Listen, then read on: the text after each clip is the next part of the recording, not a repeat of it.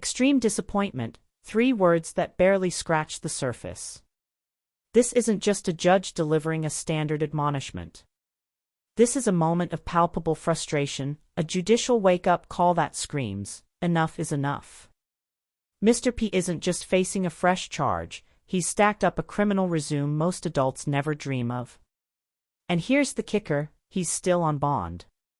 This court isn't just looking at a reckless teen anymore, it's staring down a walking cautionary tale. Question for you, viewer, is this a case of youthful impulse, or a growing threat to public safety? Let me express my extreme disappointment with you, Mr. Poole. You are on bond for an evading arrest, a criminal mischief. You've picked up an aggravated assault of a family member and now a terroristic threat.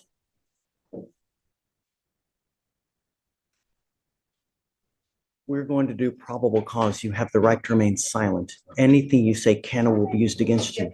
You have the right to have an attorney. Shh. You have the right to have an attorney present. If you cannot afford one, one will be appointed to you, sir. Yes, Judge. The defendant is the complainant's ex-boyfriend. During a walk-in report, the complainant told the officers that her and the defendant had an on and off dating relationship since the 8th grade, but they broke up in June 2024. In September, the defendant told the complainant, "Stop talking all that mess before I come to your house and fucking shoot you." The complainant told the officers that right after the incident, the defendant sent her photos of a gun in his lap. The complainant stated the defendant also told one of the complainant's friends that he was going to shoot the complainant. Aggravated assault, criminal mischief, evading arrest. This isn't a wrong crowd story. This is a pattern. When the complainant says the defendant pulled a pistol from his ankle and pointed it at her, our stomach drops. That's not teenage rebellion, that's attempted intimidation with deadly consequences. The law doesn't treat "I got it on me" as a flex, it treats it as a felony. And legally? The corroborating witness makes this even stronger for the prosecution. This isn't just "he said, she said," this is witness-supported probable cause. So, tell me about the ag assault. What happened there? Your Honor, in the ag assault, one moment. In the criminal mischief, is it with the same complaining witness as well? The criminal mischief's from a prior event where we had experimented trying a drug and kind of got crazy and broke stuff with it. Yes, Your Honor. And then for the aggravated Completely assault, unrelated. it says the complainant and her friends went to a party, and at the party they saw the defendant trying to get in, but was ultimately turned away because too many people were there already. While walking, the complainant ignored the defendant, and the defendant stated, "Are you going to apologize?" And the complainant kept walking. The defendant began cussing at the complainant and said, "I got it on me." And the defendant said the complainant said at that time, the defendant got a pistol from his ankle and pointed it at her. And then witnesses corroborated the complainant's statement. And Your Honor, there's also a pending terroristic threat out of Galveston as well for the same complaining witness. Yes.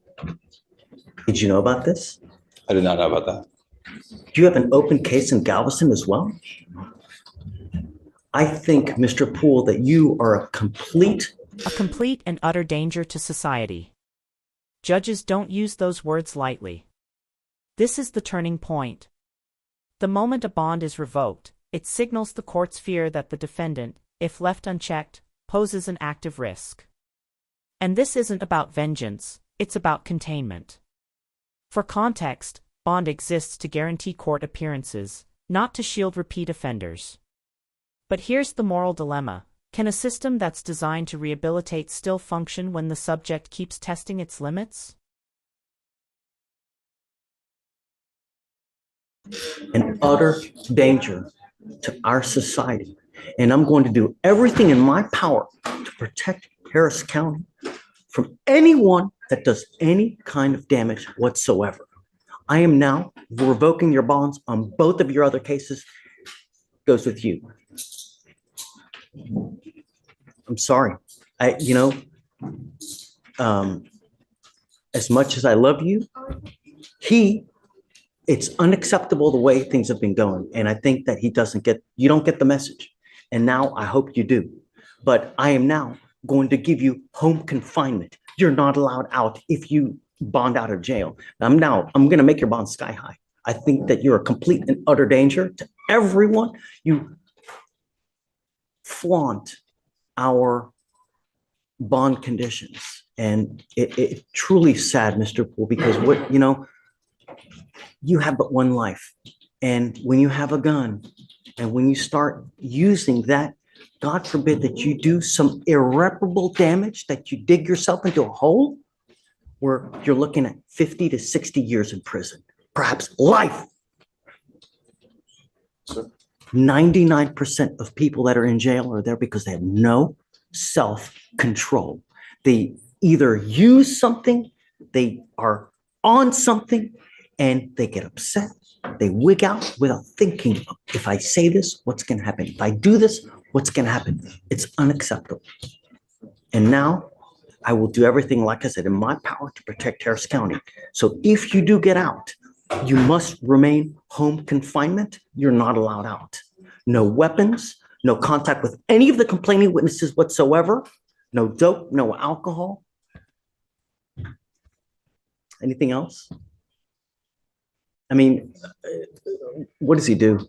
He's a student, Judge. He's a high school student. So I don't know what to tell you, man. I mean, he scares me. understood. And Chip and I are going to put some things together. I think that there's a different scenario really going on than what this reflects in the probable cause statements. And we're going to bring that to the prosecutors. If you have something that shows me different to what they have, I'm all ears. Understood. And with your permission, Judge, if we'll get some time to put that stuff together, we can perhaps readdress the bond. Yeah, absolutely. And I never want to see a kid lose out on school, because to me, it's the most important thing in life, Understood. If we do home confinement, can there be an exception to that when he's at school and he just has to report immediately back to his home? Is he like in high school? He's a high school student. In high school. I mean, Yeah, Judge, he's actually currently, because of the situation, doing online school, so he'll be able to do it from home. Oh, okay, good. So disregard. Good. There we go. Are you mom and dad? Come on up. Come up.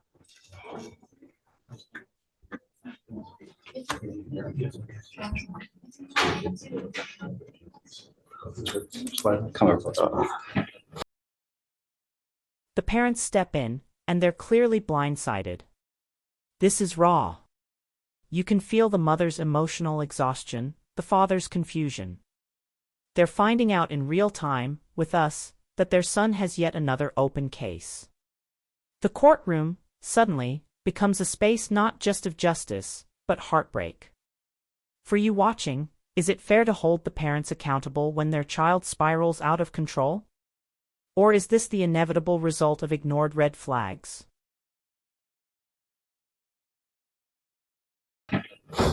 Thank you so much for coming. Shh. It's out of control. I don't know what else to do. But it seems that when he's out in public and he's out, partying, as they say, there's a wake of trouble. Did you guys know that he has a case in Galveston as well? No, Your Honor, this is the first time I've heard of that. Is it currently open? It's currently open, Your Honor. Something that the lawyers are also unaware of as well, We think it's all one event that happened over a few hours. We don't know. But it's not though. It's not. He's, 12 in December of 23, we have a criminal mischief and evading arrest. Now, a couple months later, we've got Galveston. It's not. And I think that we need to really give him a wake-up call before he really does irreparable damage, If I could just clarify, the two events here in Harris and the one event in Galveston, we think that was all in the one series of events that happened between football games and a party on a hotel. We need to figure out what's going on, to figure out why it's continuing to happen. I want what's best for your son. I really do. And I will help you in any way that I can. I have to put him in custody today because I have to show him that it's unacceptable what he's doing and picking up these two new cases, especially the fact that he's picked up an aggravated assault. That's, you've got a great lawyer. We'll be here to figure it out with you. And Judge, he's already addressed the bond on the felony case as well. So he's gone in and addressed it with the felony. We're just, Bond, huh? understood. So I'm making your bonds 30,000 each. I don't know if they're gonna bond you out, but, you know.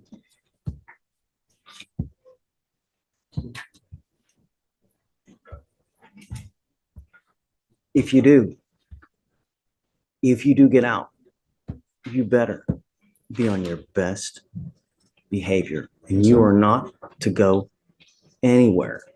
What I'd like to do is, I'm gonna take him in now. I'd like to do an evaluation. It's called a TRAS to see what the best way of going forward.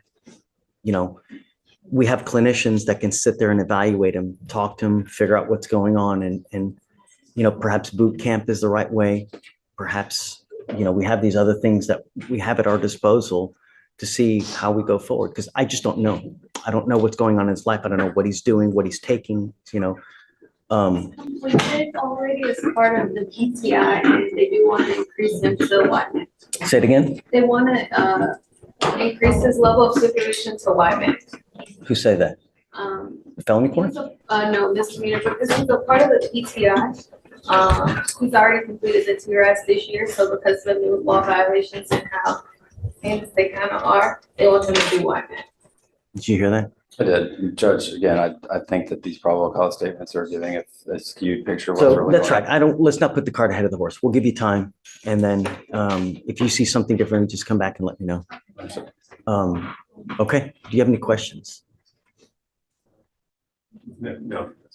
If you need anything, always come back. We're here. We'll help you out in any way that we can. And sometimes some kids are harder to reach, but we'll do everything on our power to reach them one way or the other. So we got you. Okay. We'll take care of you one way or the other. Okay. All right. He goes with you. Oh yeah. I'm going to do a mow up. So hold on, Stephen, hold on. Mr. Poole, I'm entering in what's called the magistrate's order for emergency protection that identifies SM as a protected individual. You're not to commit family violence or an assault against this person, commit an act in furtherance of an offense under section 42.072 of the Texas Penal Code, which is the stalking statute. You cannot threaten, harass, use another person to communicate a threat or harassing behavior. You cannot be in possession of a weapon or go within 200 feet of where the person works. If you violate this court order, the state can and will file a violation of protective order, and you violate those conditions, I can have a hearing to hold you at no bond. Zero bond, and I will do it in a heartbeat to protect every person of Harris County. Do you understand, Mr. Poole? Okay. All right. We'll have him sign it, and then.